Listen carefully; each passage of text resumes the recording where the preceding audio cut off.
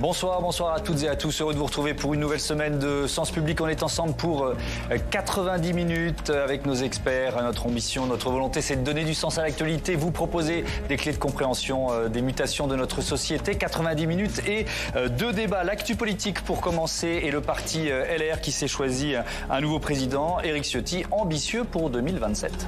C'est à nous qu'il reviendra demain de porter une immense espérance au service du redressement de la France.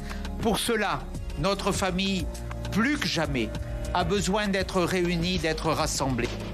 Après les 4,78% de Valérie Pécresse à la présidentielle, les Républicains peuvent-ils regagner la confiance des électeurs de droite? Ce sera le thème principal de notre premier débat où l'on parlera aussi de la réforme des retraites dont l'annonce est finalement reportée au 10 janvier.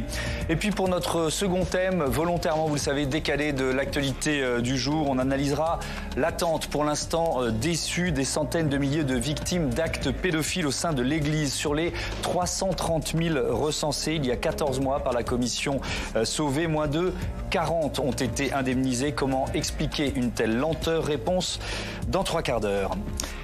Mais d'abord, Éric Ciotti et sa ligne de droite assumée à la tête du parti LR. Retour sur la soirée d'hier avec Mathias Arez. Le nouveau patron des Républicains, c'est lui. Avec plus de 53% des suffrages, Éric Ciotti a remporté hier l'élection interne qui l'opposait à Bruno Retailleau. Et dès la première minute de son mandat, le député des Alpes-Maritimes a fixé le cap. On va travailler dans le moyen et dans le long terme et on va travailler avec un objectif, gagner l'élection présidentielle de 2027. Je sais que ce message, certains pourront le regarder avec ironie, mais ce soir, je leur dis que la droite est de retour et qu'elle assumera son positionnement d'une droite ferme, forte et déterminée. Défait il y a un an lors de la primaire LR, Éric Ciotti, tenant d'une ligne dure, est aujourd'hui majoritaire. À la tête d'un parti divisé, le successeur de Christian Jacob devra donner des gages aux militants qui ne l'ont pas plébiscité. Ce soir, Éric a gagné. Et c'est donc à lui qu'il revient de travailler cette unité, à ce rassemblement. Eh bien, moi, j'y suis prêt. Dès la proclamation des résultats, certains comme le maire de Metz, François Grosdidier, et la présidente de la fédération LR de Haute-Garonne, Laurence Harribagé, ont rendu leur carte. Pour Éric Ciotti, réconcilier sa famille politique sur les cendres de la dernière présidentielle s'annonce déjà comme un chantier colossal. Voilà, 3 grands thèmes dans ce débat. Les LR, Éric Ciotti qui vient d'être élu président. On parlera aussi du parti La France Insoumise et des retraites avec Claire Chartier. Bonsoir, bienvenue Claire, vous êtes journaliste et essayiste. Mathieu Souquier, essayiste. Bonsoir Mathieu, bienvenue à vous. Emilien Warvial, bonsoir. Bonsoir. Bienvenue, vous êtes doctorant enseignant à Sciences Po. Et Guillaume Darey, éditorialiste politique. Bonsoir Guillaume, merci d'être à mes côtés. Une analyse pour démarrer, Claire Chartier, de cette victoire d'Éric Ciotti. Est-ce que ça ouvre une nouvelle ère ou est-ce que finalement on est dans une forme de continuité? C'est-à-dire qu'on a un président de parti qui n'est pas candidat à la présidentielle. On est un peu dans la même logique que Christian Jacob. Oui, en tout cas, la continuité, c'est, on peut dire, la guerre des chefs, c'est-à-dire que Éric Ciotti a été élu président, mais on sait très bien qu'un autre duel se joue derrière, et en fait, il s'agit encore de personnalités qui s'affrontent, et c'est quand même une habitude effectivement chez LR. Donc les deux personnalités en question étant Xavier Bertrand et Laurent Wauquiez, appuyé par Éric Ciotti. Donc en fait, on a plusieurs niveaux, plusieurs tiroirs. Donc c'est un petit peu la même histoire qui se joue. Oui.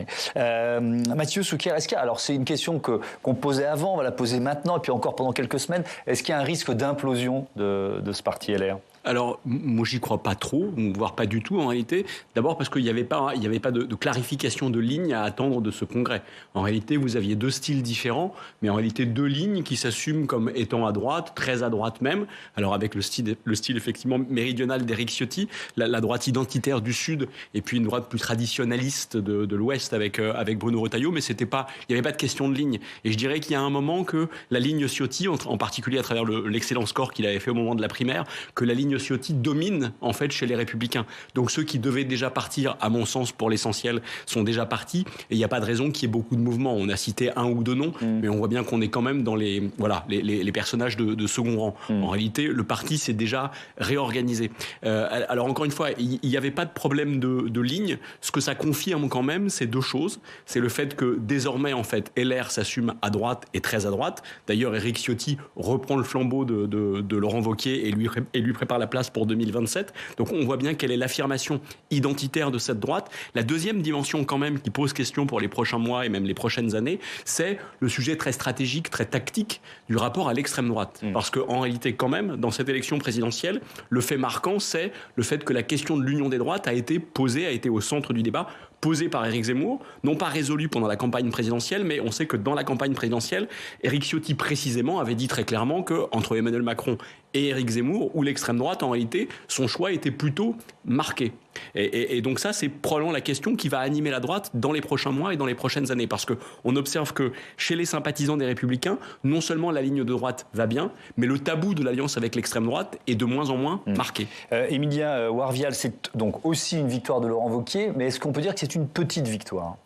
Oui, dans le sens où, même si rien ne l'indique objectivement, mais on s'attendait à une victoire beaucoup plus large d'Éric Ciotti. Bon, certains l'annonçaient même victorieux au premier tour, c'était peut-être un petit peu ambitieux, mais en tout cas, on s'attendait à une victoire un peu plus large, notamment parce que dans l'histoire de la droite, depuis une vingtaine d'années, tous les présidents ont été très bien élus. Aussi parce qu'il y a toujours eu une personnalité qui écrasait les autres par sa trajectoire et son poids politique, que ce soit Nicolas Sarkozy, que ce soit Christian Jacob, que ce soit Laurent Wauquiez.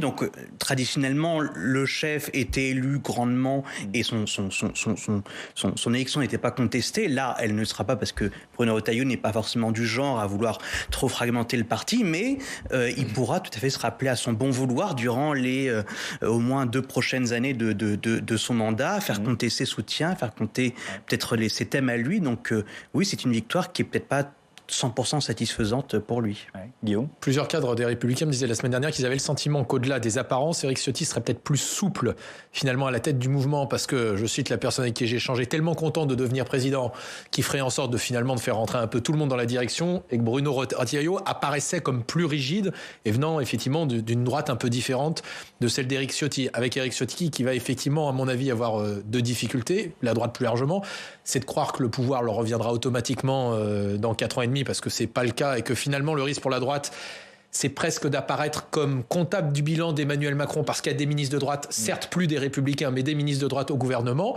Et puis le défi, c'est de reconstruire aussi une idéologie, une pensée qui soit autre chose que de l'antimacronisme, parce que par définition, dans 5 ans, Emmanuel Macron ne pourra pas être candidat. Oui, effectivement. Alors regardez ce qu'en dit le secrétaire général de Renaissance, le parti présidentiel justement. Ce congrès se conclut, voilà ce qu'il dit, par les obsèques de la droite républicaine au sein de LR. C'est une interview chez nos confrères du Parisien aujourd'hui en France. On a demandé aux adhérents non pas de désigner leur président, mais le directeur de campagne de Laurent Wauquiez, la droite décomplexée qui triomphe aujourd'hui. Les grands gagnants sont Marine Le Pen et Éric Zemmour qui ont enfin un marchepied à la tête de la droite.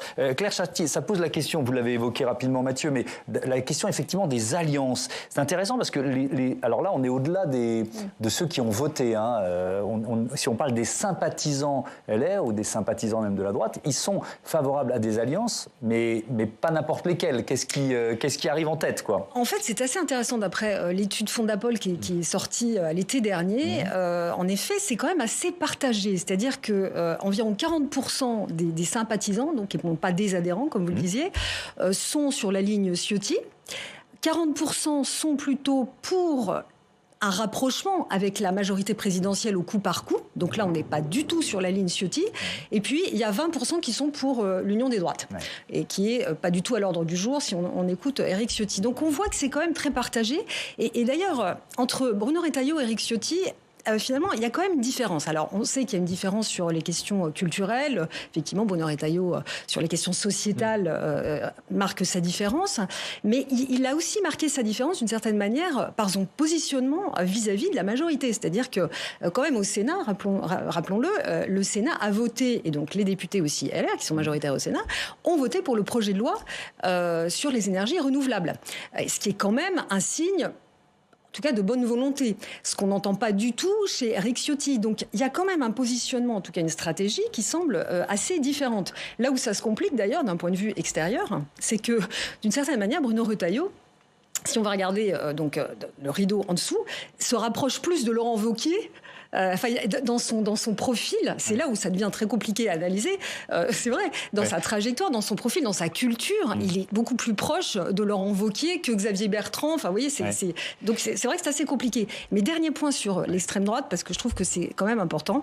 Éric Ciotti pense que, d'ailleurs, il le dit, que effectivement LR réussira à se réaffermir et à nouveau attirer des gens qui sont partis du côté du RN en étant justement en s'affirmant comme vraiment de droite, pour reprendre sa phrase. Or, à mon avis, c'est une erreur d'analyse parce qu'il fait fi de la mutation de l'extrême droite française. C'est-à-dire qu'aujourd'hui, on se retrouve avec deux extrêmes droites. Une extrême droite néo-maurassienne qui est quand même assez lilliputienne, puisque Éric Zemmour a fait 7%, donc ça ne représente pas grand-chose, mais qui est plutôt celle vers laquelle, vous le rappeliez Mathieu, Éric Ciotti a tendu la main. Et là, effectivement, on sent qu'il y a des points de convergence. Et puis, il y a l'autre extrême droite, qui est, elle, néo-boulangiste, qui est celle de Marine Le Pen, qui est effectivement très sécurité, anti-immigration, mais qui a su parler aux classes populaires. Et c'est là le point totalement de divergence profonde entre LR et cette extrême droite-là, c'est que LR ne parle pas aux classes populaires moyennes. Or, c'est crucial aujourd'hui, puisque les classes moyennes sont en affaissement. C'est vraiment la clé de la situation politique. Donc, on ne voit pas comment, avec cette stratégie-là, LR pourrait retrouver des électeurs qui sont passés chez Marine Le Pen. Ça n'a pas de sens. En revanche, ça peut accentuer les divergences au sein même de LR, et je pense qu'elle continue à exister d'une certaine manière. Certains disaient que des cadres de LR allaient rendre leur carte si Ciotti passait. Bon, on va voir si ça va se vérifier. Mais en tout cas, il y a quand même un mouvement de fond à l'intérieur qui, à mon sens, n'est pas tout à fait terminé. Emilien Warrial, si on compare LR, alors là, vous venez de le faire avec le Rassemblement national, mais même avec son prédécesseur, c'est-à-dire avec l'UMP. C'est un parti idéologiquement, hein. C'est un parti qui se ratiocine ou se rapetissit. Comment on peut l'analyser ? Oui, je pense en effet, parce que quand même le projet de l'UMP à la base, c'était de rassembler, même si en réalité c'était déjà assez proche, mais trois droites qui étaient la droite gaulliste ou post-gaulliste, la droite libérale qui était représentée notamment par Alain Madelin, et les démocrates chrétiens centristes, même si ils ont échoué à totalement s'accaparer l'UDF. Et donc il y avait quand même l'idée qu'on avait un parti un peu large, qui allait grosso modo des conservateurs jusqu'aux centristes très libéraux, et qui a tenu jusqu'en 2012, que Nicolas Sarkozy, même avec sa droitisation, tentait quand même de concilier toutes ces composantes. Et aujourd'hui, qu'est-ce qu'on voit ? C'est que les plus libéraux, en tout cas modérés, centristes, qui n'ont pas forcément envie de parler d'immigration et de sécurité d'identité toute la journée, sont soit en retraite, soit chez Emmanuel Macron, et que restent des gens qui sont même encore plus à droite que pouvait l'être la droite il y a quelques années, parce qu'il y a tout un processus avec Sarkozy, Wauquiez, Copé, etc., de décomplexion et de volonté de ne rien céder à la gauche, qui en fait s'inspire beaucoup plus quelque part de Marine Le Pen que de Chirac ou de Pasqua, de n'importe quelle figure de droite auparavant. Donc oui, il y a une forme de rétrécissement et je dirais une relation ambiguë, parce qu'à la fois, ils veulent, comme vous l'avez dit, redevenir le grand parti de gouvernement qui gouvernera presque seul la France, et en même temps, ils ont l'air d'avoir presque accepté que il ne pourrait pas reconquérir l'électorat modéré aujourd'hui qui est parti, par exemple, de Fillon à Macron en 2022, et d'accepter qu'ils ne seront plus qu'une petite droite, mais sans coalition, ce qui... Bon, ça veut dire revenir au pouvoir, mais sans être le leader de la coalition, si je vous comprends bien. Voilà, mais tout en prétendant l'être, donc ça reste un peu paradoxal. Il y a un petit défaut stratégique, là, Mathieu Souquier. En tout cas, c'est tout le paradoxe. On sait, la Fondapol l'a très bien montré, que l'opinion s'est droitisée. Une partie de la droite s'est extrême droitisée, mais globalement, l'opinion française s'est droitisée. C'est pas spécifiquement français, c'est une tendance qu'on observe dans à peu près tous les pays européens. Donc il y a ça, et pour autant, la droite, effectivement, politiquement, est faible comme jamais. Et elle a effectivement plusieurs difficultés devant elle. Alors il y a l'union des droites dont on parlait, cette espèce de poil à gratter tactique qui peut la gêner jusqu'au bout. Mais au-delà, en fait, de cette dimension, il y a un vrai problème d'insincérité et d'incohérence, me semble-t-il. Pour une raison très simple, il y a 6 mois, il y a eu une élection présidentielle. Valérie Pécresse était la présidente. Le lendemain de la présentation du programme par Emmanuel Macron, celle-ci avait avait dénoncé le plagiat, avait crié au hold-up. Donc en réalité, pour partie, le programme des Républicains, il s'applique aujourd'hui. La droite, en réalité, elle est au pouvoir. Alors, on en reparlera tout à l'heure quand on sera sur le thème des retraites. C'est pas moi qui le dis, mais c'est Valérie Pécresse qui déjà en fait le disait au printemps. Et en politique, la cohérence ou la sincérité, c'est fondamental. Ou plus exactement, l'incohérence et l'insincérité, en tout cas, c'est piégeux. Et puis il y a une deuxième dimension, le contexte a un peu évolué. Pour la droite, c'était assez facile pendant une trentaine d'années. La vulgate était simple, c'était moins de puissance publique, moins de dépenses publiques. Et puis le contexte aujourd'hui est un peu différent. On a redécouvert le poids de la puissance publique à la faveur des crises qu'on a traversées. Pour le Covid, c'était très net. La puissance publique était là et la dépense publique a coulé à flot. Et là, face à ça, en fait, la droite n'avait pas grand-chose à raconter. Et je dirais même qu'on s'est rendu compte qu'après avoir réduit les dépenses publiques pendant plusieurs décennies, l'hôpital était en crise, la justice était en crise, la police était en crise. Donc, y compris sur les grands sujets régaliens, sur ceux sur lesquels la droite peut être à l'aise, c'est compliqué. Et puis la deuxième dimension très forte aujourd'hui dans le contexte, dans l'opinion, c'est la transition environnementale. Désormais, tout le monde comprend qu'on va devoir y passer, on va devoir la faire. Or, il me semble quand même que les Républicains sur ce sujet sont culturellement très loin du ballon. C'est-à-dire que c'est une révolution politique, idéologique qu'ils n'ont pas du tout faite. Ça, ils le savent, parce que quand vous échangez notamment avec Laurent Wauquiez, qui est un petit peu quand même le fauné d'Éric Ciotti dans cette campagne, il regarde, comme d'autres, beaucoup ce qui s'est fait à l'étranger. C'est assez intéressant, même quand on échangeait pendant la campagne avec Valérie Pécresse, on a regardé, par exemple, comment David Cameron avait réussi à ressusciter les conservateurs après la période Tony Blair, qui était un petit peu... C'est un petit peu rapide de dire ça, mais qui avait réussi un peu ce passage sur une gauche plus libérale par rapport au vieux parti travailliste britannique.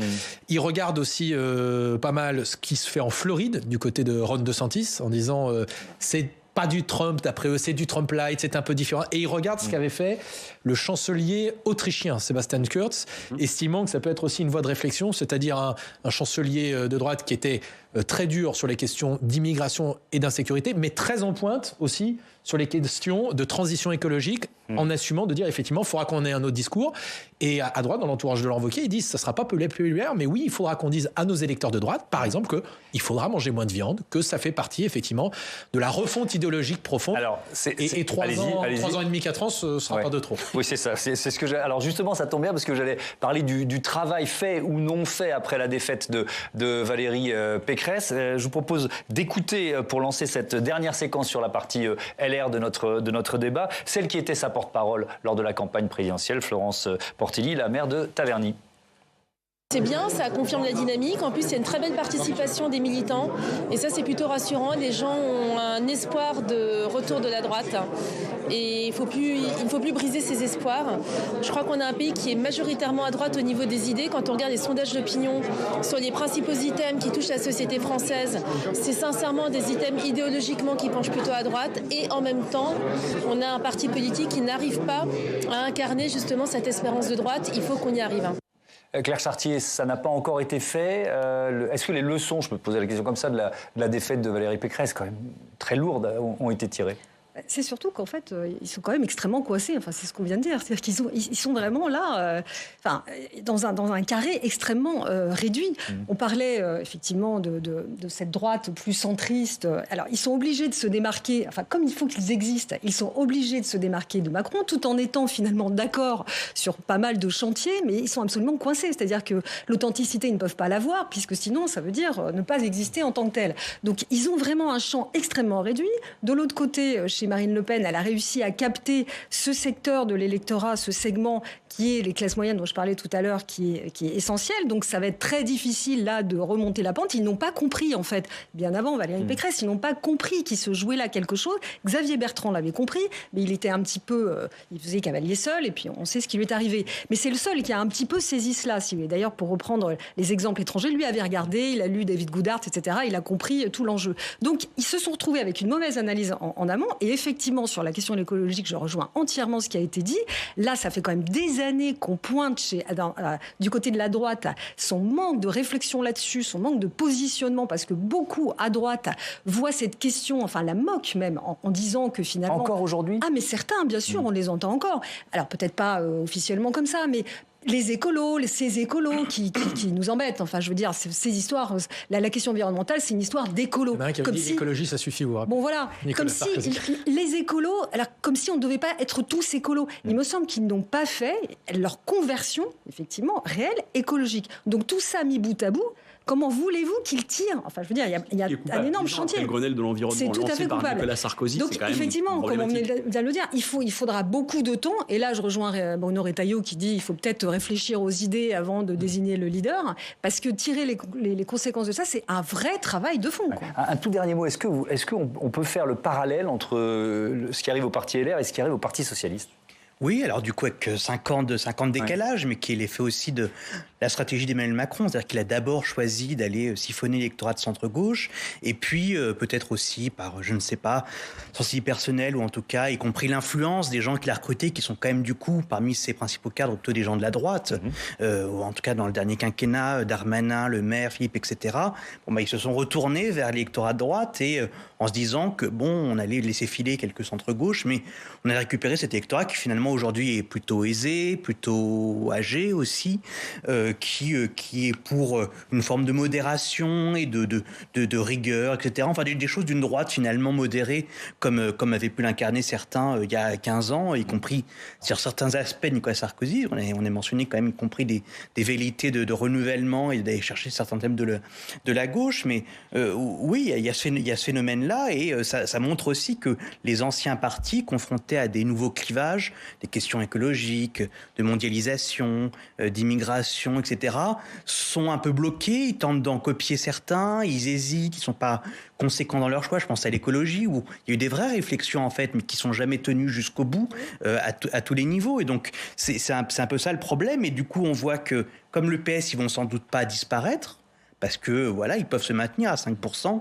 mais la question c'est est-ce qu'ils peuvent encore peser, et là c'est plus difficile à dire. Allez, on va parler maintenant du parti LFI, la France Insoumise, Guillaume Darey. Tension et nom d'oiseau depuis 24 heures. Alors déjà, est-ce que vous pouvez nous résumer en 2 mots ce qui est en train de se passer? On va essayer de faire simple, même si ça n'est pas toujours. Manuel Bompard, qui est un des bras droits de Jean-Luc Mélenchon, qui a été élu effectivement dans sa circonscription comme député, est nommé coordinateur du mouvement à la place d'Adrien Quatennens, qui s'était mis en disposition, qui avait été écarté suite à l'affaire qu'on connaît tous. Il sera entouré d'une direction, Manuel Bompard, mais dans cette direction, ni Alexis Corbière, ni François Ruffin, par exemple, ni Rachel Garrido, ni Clémentine Autain n'en font partie. Le moins qu'on puisse dire, c'est que ça ne leur fait pas plaisir. Purge crie d'ailleurs plusieurs d'entre eux qui dénoncent une absence de démocratie interne et même un repli et un verrouillage. C'est ce qu'estime Clémentine Autain dans une interview qui est parue chez nos confrères de Libération. Oui, qu'on voit à la une de Libération. Est-ce que Jean-Luc Mélenchon leur a répondu? Oui, et visiblement il l'a lu, Thomas, cette interview dans Libération. On l'imagine. Visiblement en colère, il a d'abord tout simplement posté un commentaire sur le compte Facebook de Clémentine Autain, là où elle avait publié justement son interview. Je le cite: « Toute la une pour nous salir », écrit l'ancien candidat à la présidentielle.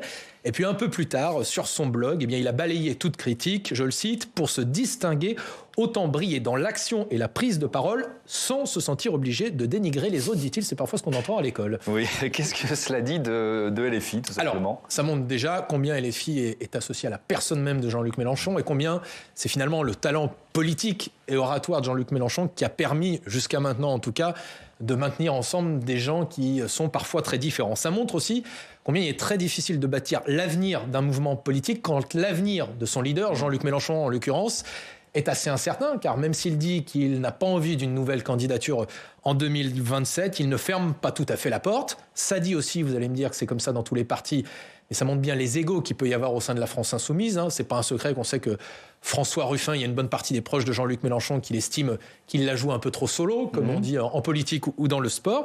Et puis ça traduit plus largement, je trouve, une forme aussi d'incompréhension de Jean-Luc Mélenchon à l'égard de certaines évolutions. Autant on peut noter qu'il avait parfaitement saisi l'évolution et le virage écologique qu'il y avait à prendre pendant la campagne présidentielle. D'ailleurs, on voit qu'il y a beaucoup de jeunes, on le voyait dans les meetings, qui avaient été touchés par la cause de la défense de l'environnement qui était présent à la France Insoumise. Autant on a pu voir au travers de l'affaire Quatennens qu'il y avait une incompréhension du virage féministe avec un mélange de la sphère privée, une affection, ça peut être tout à fait normal pour Adrien Quatennens, mais en revanche une difficulté à la séparer de la sphère politique.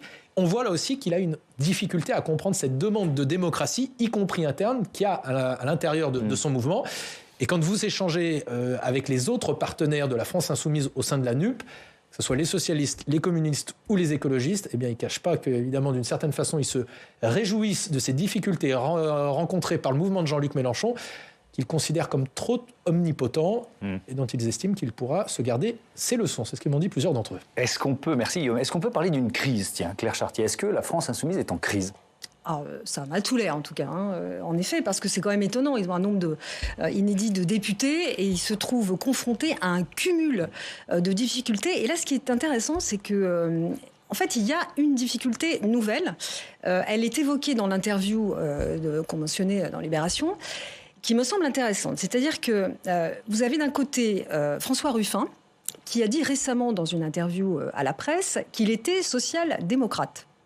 Alors, il faut savoir qu'en disant cela, c'est pas simplement, ça fait les gros titres, c'est une petite provocation effectivement qui paye pas de pas, mais en fait c'est plus compliqué que cela, parce qu'en disant cela, en fait il s'oppose au cheminement même de Jean-Luc Mélenchon, le revoilà, qui, au tournant des années 2000, s'est tourné vers le populisme de gauche parce qu'il y voyait là la sortie de l'impasse que constituait une social-démocratie à bout de souffle. Donc pour lui, précisément, il s'agissait de tourner le dos à la social-démocratie. Donc on a François Ruffin qui dit cela, donc là c'est quand même assez étonnant d'un point de vue vraiment plus théorique et idéologique. Oui, donc c'est une autre ligne politique, ce que vous dites. Disons qu'en tout cas c'est l'esquisse d'une autre ligne. Et en face vous avez donc Clémentine Autain qui, elle, tient mordicus à ses combats intersectionnels, c'est-à-dire que croisant effectivement, disant que les discriminations se jouent à plusieurs endroits, qu'elles se cumulent dans la vie, etc. Et qu'il n'y a pas que les inégalités sociales. Donc, et elle a raison d'ailleurs, ça a fait le succès d'LFI, ça c'est certain, sauf que ces combats-là, finalement, ça rassemble une portion de l'électorat, mais pas une très large portion de l'électorat non plus d'un point de vue sociologique. Donc, c'est impératif de cumuler les deux. Donc, on a là déjà une divergence. Donc, c'est quand même... Alors, s'ajoute à cela l'affaire Quatennens, c'est effectivement des difficultés. Il y a vraiment là des réponses différentes au sein de LFI face à la question des violences sexuelles dans le parti. Parce que c'est une conception différente, je pense. Exactement, une conception différente. Alors, ils tentent de se sortir de ce marigot LFI, notamment Manuel Bompard, en disant qu'ils sont un mouvement. Ils ne sont pas comme les autres partis.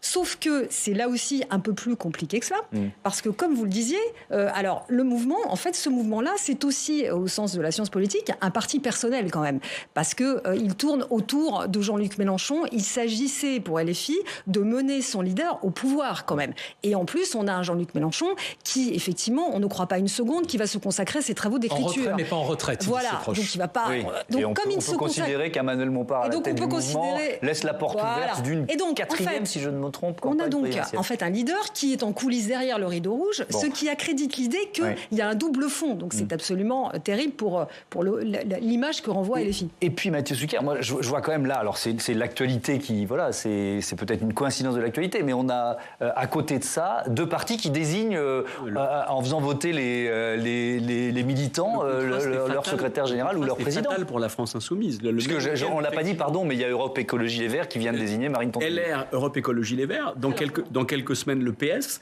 le Front National, le Rassemblement National, l'a fait il y a quelques semaines. Faut dire, en réalité, la France insoumise apparaît comme le seul parti politique, le seul mouvement politique qui ne respecte pas en fait ces règles démocratiques de base. Donc je pense que ça peut se payer pour le coup assez cher. Je pense que c'est une crise dont on n'a pas fini de parler en l'occurrence. Alors c'est pas quelque chose de totalement neuf.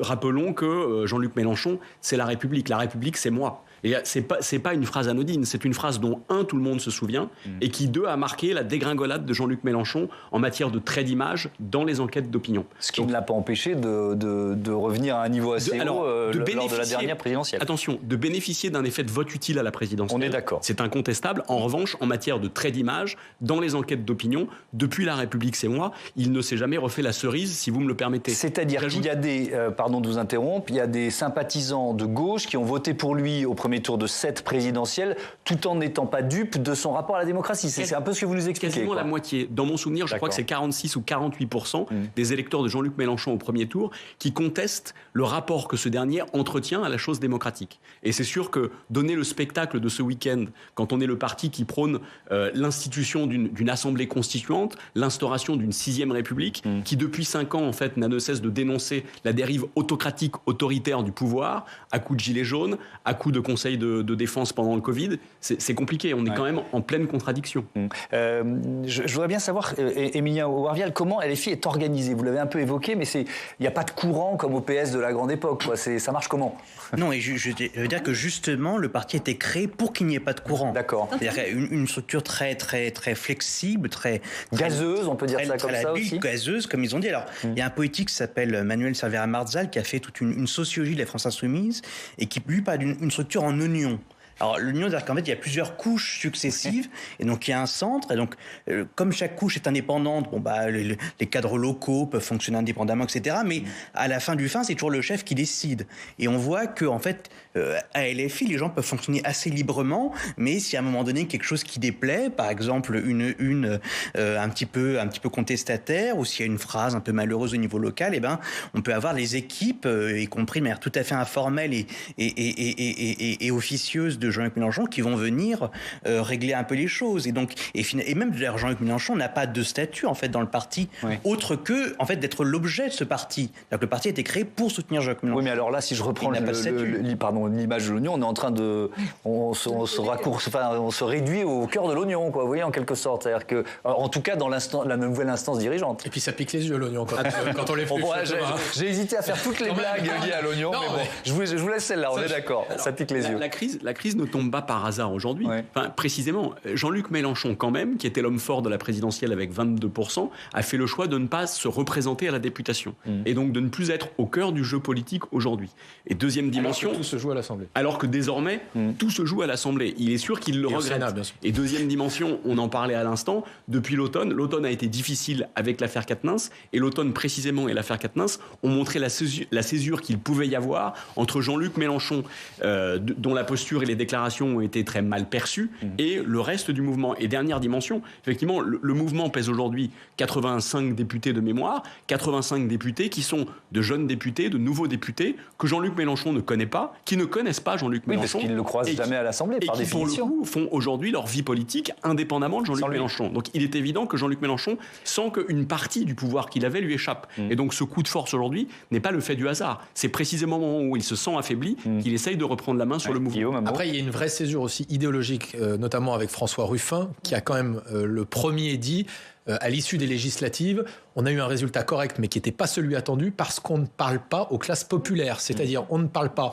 parfois d'immigration, on ne parle pas de sécurité, et ça, c'est une vraie rupture. C'est finalement un discours qui se rapproche de celui de Fabien Roussel, mais c'est un vrai virage qui est assumé de la part de François Ruffin, qui n'est pas celui du reste d'une partie de la France insoumise. Et puis, Émilien Warvial, on peut se poser la question des prochaines échéances électorales. Est-ce que LFI peut progresser lors de ces élections sans finalement, au contraire, chercher à élargir sa base ou ses lignes politiques? Vous voyez ce que je veux dire? Je veux dire que d'abord, si on parle des vraies prochaines élections, bon, il y a les européennes, mais il y a surtout aussi les élections locales. Ils ne peuvent pas faire pire que durant les 5 dernières années, puisqu'ils avaient quand même vraiment pas réussi à s'implanter localement.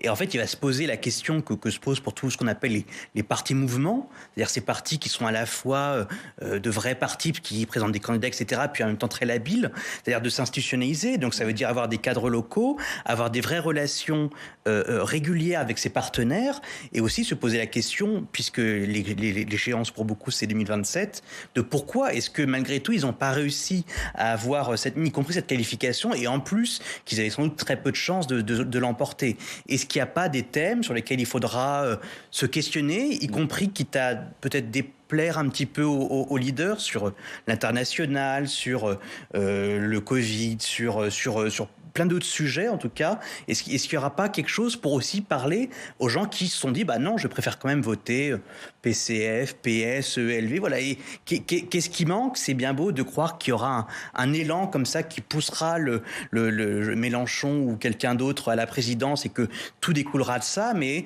on voit bien que ça a des limites et qu'ils peuvent aussi vouloir mener des combats très localement dans des mairies, dans des régions, et qu'il va falloir du coup se structurer un petit peu plus. Ouais, au sein de la NUP, Manuel Bompard va maintenant discuter avec la nouvelle secrétaire nationale Marine Tondelier, qui a été élue ce week-end en remplacement de Julien Bayou. Écoutez-la, elle veut d'abord se concentrer sur son parti. Là, on va prendre le temps, parce que si on ne le prend pas maintenant, il sera trop tard. Et donc, pendant quelques mois, il faut nous laisser tranquilles avec la NUPES, il faut nous laisser tranquilles avec les polémiques. On va travailler au grand mouvement de l'écologie, mais pas en autarcie, pas pour notre hégémonie. On va le faire parce que c'est ce qu'on a de mieux à faire pour les écologistes, pour l'écologie, pour la gauche et pour la France. Mais on va continuer à se parler. Bien sûr qu'en janvier, on sera ensemble dans la rue pour défendre nos retraites. Alors, ça va m'offrir la transition vers les retraites. On va en parler dans une minute. Mais peut-être un mot, mais rapide, parce que le temps a filé. Mathieu Souker, c'est clairement... C'est la NUP, c'est pas le plus important. Voilà, il y a une stratégie qui est clairement affichée là. Oui, alors il se trouve quand même qu'il y a deux parties, deux composantes de la NUP qui effectivement ont eu un automne difficile. Les écolos, ça n'a pas été tellement plus simple qu'à la France insoumise. Donc on en est là. Encore une fois, les électeurs, l'électorat a rattrapé en réalité les différents partis de gauche. À la présidentielle, toute la gauche est partie désunie au scrutin, alors même qu'il y avait dans l'opinion une forte demande d'union de la gauche. C'est ce qui s'est traduit d'ailleurs de façon très empirique, très pragmatique, par le vote utile en faveur de Jean-Luc Mélenchon, en dépit des préventions que je rappelais d'une partie de son électorat, d'une partie de ce qui a constitué son électorat. Mais on en est toujours là en réalité, c'est-à-dire que l'opinion de gauche reste majoritairement acquise à l'union de la gauche, en considérant qu'il n'y a pas de gauche irréconciliable. En tout cas, toutes les enquêtes d'opinion démontrent bien que les différentes composantes de la gauche, y compris la France insoumise à 80%, restent encore une fois très partisanes d'une union de la gauche. À l'inverse, en face, les boutiques, si j'osais dire, en tout cas les partis politiques, demeurent ancrés dans des logiques un peu boutiquières, un peu corporatistes, qui sont décorrélées des attentes de l'opinion.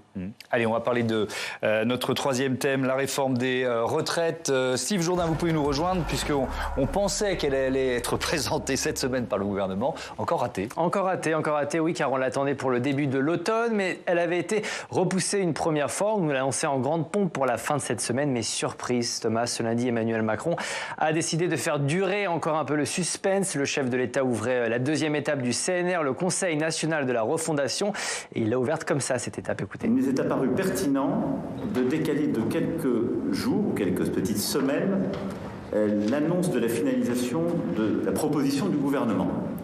Et donc, au lieu d'opter pour le 15 décembre, nous ferons ça le 10 janvier. Voilà, et d'ici le 10 janvier, les concertations doivent se poursuivre. Elisabeth Borne reçoit cette semaine les chefs des groupes parlementaires. Pour le Sénat, c'est Éliane Assassi, la présidente du groupe communiste, qui ouvre le bal aujourd'hui. Ensuite, ça sera au tour des syndicats et du patronat d'être reçus à Matignon dans la semaine du 2 janvier. En bref, pour connaître les détails de la réforme et les plans très précis du gouvernement, il faudra encore patienter au moins 3 semaines. Et quels sont les points qui restent à trancher? Plusieurs points ne sont pas encore actés. L'âge légal de départ à la retraite, 64, 65 ans. Il y a actuellement 2 lignes autour d'Emmanuel Macron. Une ligne dure qui milite pour un report à 65 et une ligne plus prudente, plus conciliante qui estime qu'un report à 64 ans avec un allongement de la durée de cotisation serait un bon compromis. En débat, il y a aussi l'épineuse question des fonctionnaires. Oui, on parle surtout ces dernières semaines des salariés du privé, mais quels seront les avantages qui seront maintenus ou pas pour les salariés du public? On attend les confirmations. Et puis, quid par ailleurs des carrières longues, par exemple ceux qui ont commencé à travailler à l'âge de 20 ans. Combien de temps avant l'âge légal pourront-ils prendre leur retraite? Des incertitudes existent aussi sur la pénibilité. Quel métier et sur quels critères ceux qui exercent des emplois pénibles pourront partir plus tôt à la retraite? Autant de questions qui sont encore débattues avec les syndicats et les partis d'opposition. Il reste donc 3 semaines pour dessiner cette réforme. Il va falloir aller vite, très vite, sinon certains points se régleront peut-être dans la rue, Thomas. Merci Steve pour tous ces détails. Quand j'entends tout ça, ça me fait toujours penser à cette phrase d'André Bergeron, qui était le secrétaire général de Force ouvrière, qui disait il y a du grain à moudre. Donc peut-être qu'il y a encore du grain à moudre. C'est une vieille référence, qui parle peut-être qu'à ma génération. Mais bon, c'est pas grave. Moi, je vois quand même Claire Chartier dans ce report, d'abord des raisons politiques. Est-ce que c'est pas une façon de, je mets des guillemets, traiter Éric Ciotti? Alors il y a Marine Tondelier aussi qui, mais le président l'a dit très clairement. Là, on a entendu un extrait de son discours devant le CNR, mais il dit il y a 2 nouveaux présidents ou leaders de partis politiques. Il faut les entendre, il faut s'en occuper. En effet, je pense que le sous-texte effectivement s'adresse très directement à Éric Ciotti parce que Éric Ciotti, sur le fond, on l'a dit auparavant, ne peut pas être contre cette réforme. Enfin, vraiment, ce serait tout à fait se renier d'une certaine manière. En revanche, ce qui est difficile pour Éric Ciotti, ce qui va être difficile, c'est qu'il risque de se contredire, parce qu'il vient d'être élu comme précisément président d'une force politique qui s'inscrit vraiment en contraste, par contraste avec le macronisme. Donc là, maintenant, il va se retrouver dans une situation où s'il se démarque et s'il fait vraiment trop de résistance, effectivement, il va se retrouver dans une situation assez inconfortable. Donc je pense que là, précisément, Emmanuel Macron, d'ailleurs il l'a dit, il veut placer les responsables politiques face à leurs responsabilités. Donc c'est exactement, il sait très bien qu'il place Éric Ciotti face à cette contradiction. Donc il compte sur ce temps supplémentaire pour certainement essayer de faire avancer les choses. Mais je pense que ça va être compliqué pour Éric Ciotti. Et sur le fond, c'est assez risqué aussi du côté d'Emmanuel Macron, parce que on n'en est pas à son premier épisode. C'est une arlésienne. Chaque fois, il a changé. Enfin, il avait dit qu'il reportait la réforme des retraites la fois précédente parce qu'il y avait le Covid, et donc il la ferait après le Covid. Aujourd'hui, on est quand même dans une crise massive énergétique, mais n'empêche qu'on va quand même avoir la réforme des retraites. Donc tout ça est vraiment une espèce de feuilleton qui n'en finit plus. Mais surtout, ce qui va être quand même difficile à gérer, c'est qu'il va y avoir une conjonction au mois de janvier qui va être absolument terrible. C'est-à-dire qu'on va avoir donc cette fin du bouclier tarifaire, donc hausse énergétique, l'application de la réforme de l'assurance chômage, LFI, on en parlait, qui annonce une marche pour les retraites le 21 janvier, donc quelques jours après la présentation du projet de loi. Et il faut savoir quand même que ces Français, dont on dit effectivement, qu'on répète qu'ils sont contre cette réforme, ce qui est intéressant en plus, c'est que le nombre de Français qui sont pour un abaissement, et non pas une hausse, un abaissement de l'âge légal, a fortement augmenté. Ils sont maintenant un tiers. Alors qu'il y a quelque temps, les Français, ils étaient pour une réforme des retraites. Donc on voit bien là que la situation s'est considérablement dégradée parce que le contexte explique aussi cela. Donc Emmanuel Macron prend quand même un risque. Je pense qu'il était un peu peut-être contraint de le faire, mais je trouve que socialement, il prend un risque. Ça veut dire, Émilien Warvial, que même on va dire les sympathisants ou les électeurs de la droite républicaine classique, je ne sais pas quel terme employer, qui étaient plutôt favorables à une réforme des retraites, à un allongement de l'âge légal de la retraite, ils sont en train de dire non. C'est ce que nous dit un petit peu Claire Chartier. Alors, d'abord, le parti, lui, n'aura sans doute aucune difficulté à voter une réforme des retraites, laquelle on ne sait pas forcément encore. Du côté des électeurs, les électeurs républicains ont cette particularité d'être souvent les plus favorables en fait à une réforme des retraites, c'est ça. Notamment parce que c'est ceux qui sont en fait le plus favorables à toute une forme de rigueur budgétaire, etc. Ne serait-ce que parce qu'il y a des questions d'âge, et il y a des personnes retraitées, beaucoup chez LR et chez l'REM, qui aussi veulent préserver leur retraite et qui donc se disent qu'une réforme est nécessaire. Mais en effet, je pense que même ça s'effrite quand même, ça. Même chez les électeurs LR, il y aura la réflexion de quelle est la mesure de justice derrière. C'est-à-dire que finalement, si par exemple LR réussit à négocier avec le gouvernement l'idée par exemple qu'on va avoir de meilleures retraites pour les agriculteurs, les anciennes femmes au foyer, etc., ça pourra être peut-être négocié et passé chez l'électorat, mais si c'est perçu juste comme une mesure budgétaire où on met tout le monde à plus 3 ans de travail, là, ça pourrait mal passer, y compris chez les électeurs les plus favorables a priori. Ce qui est sûr, c'est qu'il n'y a que les retraités qui soient majoritairement favorables à la réforme des retraites. Or, il se trouve que les retraités constituent ce qu'il reste de l'électorat LR. Donc, on comprend bien en fait la traduction politique de tout cela. Macron aussi.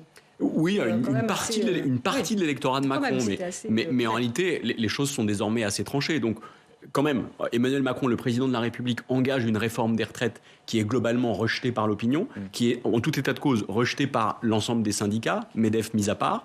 La gauche, là, pour le coup, sera très unie sur cette histoire de la réforme des retraites. La difficulté de Macron, c'est qu'il s'est fait élire 2 fois, et à chaque fois sur une réforme des retraites différente. Celle de 2022-2023 n'est pas du tout celle de 2017. Celle de 2017, c'était une réforme CFDT compatible. La réforme à points, la retraite à points, pardon, c'était précisément quelque chose que Laurent Berger défendait depuis très longtemps. La réforme qui est présentée ici, c'est typiquement une réforme LR. C'est celle que porte la droite classique depuis des années et des années. On dit 64-65 ans. Édouard Philippe, lui, qui se positionne, dit 67 ans aujourd'hui. Dit même pourquoi pas 67 ans. Alors, on comprend pourquoi Laurent Berger, par exemple, s'y oppose. 67 ans, ça veut dire que la personne qui a commencé à travailler très jeune, à 16, 17, 18 ans ou même 20 ans, va travailler très longtemps si elle doit tenir jusqu'à 67 ans. Et j'ajoute un dernier élément. Globalement, quand même, beaucoup de gens sont opposés à cette réforme, y compris les économistes qui avaient contribué au programme d'Emmanuel Macron en 2017. Jean Pisani-Ferry et Philippe Aghion, qui étaient donc ces 2 économistes de l'époque, ont aujourd'hui pris fait et cause contre cette réforme, en insistant sur le fait que d'autres paramètres pouvaient éventuellement être modifiés. Est-ce qu'il y a vraiment du grain à moudre? Qu'est-ce que vous y étiez à l'Élysée ce matin? Il ne faut pas exclure non plus que ça soit, il n'y a pas que ça, mais aussi une réponse à ce qu'a dit François Bayrou ces derniers jours, quand même un partenaire de poids et central. On peut voir la une du journal du dimanche d'ailleurs. Effectivement, a déploré hier dans le journal du dimanche, je cite, qu'il n'y ait pas eu assez de pédagogie, je crois, faite au niveau collectif. Alors dit-il depuis plusieurs années, mais on voit bien que c'est aussi la majorité actuelle qui est ciblée. Il dit depuis des décennies, les Français n'ont jamais été suffisamment informés pour se forger une opinion. Voilà, et quand vous échangez avec son entourage aujourd'hui, vous lui demandez si le président du MoDem est satisfait de ce qui s'est passé, ils vous disent à votre avis. Donc la réponse est assez claire. Ouais. Il y avait aussi une hypothèse qui peut paraître farfelue, qui était de dire est-ce qu'Emmanuel Macron a voulu jouer d'un effet Coupe du Monde? C'est-à-dire, on est au cœur de la Coupe du Monde, est-ce que finalement, il a préféré reporter les choses en se disant je préfère jouer ces 15 jours de fin d'année sur une atmosphère plus positive, d'autant plus si les Bleus l'emportent. Bon, je trouve que l'argument est un peu léger et surtout il est réversible parce que, comme l'expliquent plusieurs conseillers d'Emmanuel Macron, vous pouvez dire aussi qu'il aurait pu faire la réforme des retraites, présenter les pistes dès cette semaine, qu'on n'en parlerait pas trop parce que tout le monde aurait à la tête à la Coupe du Monde. Mais je pense qu'il y a vraiment le truc central quand vous échangez avec son équipe. Officiellement, il dit les nouveaux chefs de parti. En réalité, il n'y en a pas un qui vous parle de Marine Tondelier ou des autres. On veut mettre la pression sur les Républicains et qu'ils viennent nous expliquer effectivement comment ils peuvent refuser de voter une réforme qui était à peu près celle de Valérie Pécresse. Et effectivement, ça illustre bien ce qu'on disait tout à l'heure sur la difficulté de reconstruction idéologique des Républicains. Quand vous échangez, quand vous discutez avec Éric Ciotti ou avec ses proches aujourd'hui, il vous dit sur le principe, je ne suis pas opposé à une réforme des retraites, mais Emmanuel Macron procrastine, mais Emmanuel Macron prend trop de temps. Donc on voit qu'à un moment, voilà, le pari d'Emmanuel Macron, c'est de dire très bien, mais que pensent les Républicains, oui ou non, est-ce qu'ils voteront cette réforme? Et c'est ce qui rendra le début d'année 2023 passionnant. Merci à tous d'avoir participé à ce premier débat. À bientôt évidemment sur Public Sénat.